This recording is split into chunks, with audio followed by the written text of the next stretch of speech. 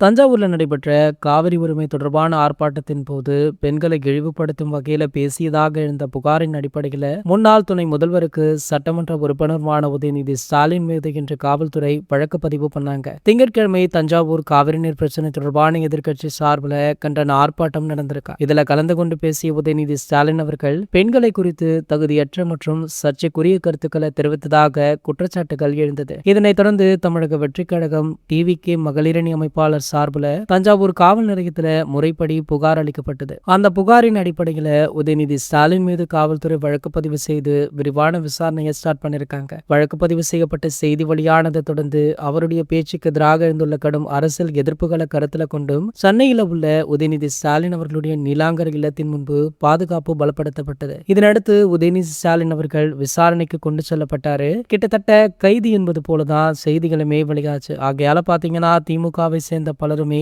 போராட்டம் ஆர்ப்பாட்டம் அப்படின்னு குதிக்க ஆரம்பிச்சாங்க. யாரெல்லாம் குதிக்கிறாங்களோ அத்தனை பேரையுமே தமிழக காவல்துறை அரெஸ்ட் பண்றாங்க. இந்த நிலையில பாத்தீங்கன்னா அடுத்ததாக மு.க. ஸ்டாலின் அவர்கள் நாளை போராட்டம் நடத்த உள்ளதாக செய்திகளுமே வெளியாச்சு. சோ அப்படி மு.க. ஸ்டாலின் அவர்களுமே போராட்டம் நடத்தினா கண்டிப்பாக அவருமே கைது செய்யப்படுவார் அப்படின்னு தமிழக வெற்றிக் கழக சார்பாக அதிரடியாகவுமே அறிவிக்கப்பட்டிருக்கா. இந்த தகவல் தற்போது சோசியல் மீடியாக்கள்ல பூதாகரமாக வெடிச்சிருக்கு. இந்த சம்பவம் பத்தி நீங்க என்ன நினைக்கிறீங்க அப்படின்றத கீழே உள்ள கமெண்ட் செக்ஷன்ல கமெண்ட் பண்ணிட்டு நம்மளுடைய சேனலை மறக்காம சப்ஸ்கிரைப் பண்ணிக்கோங்க.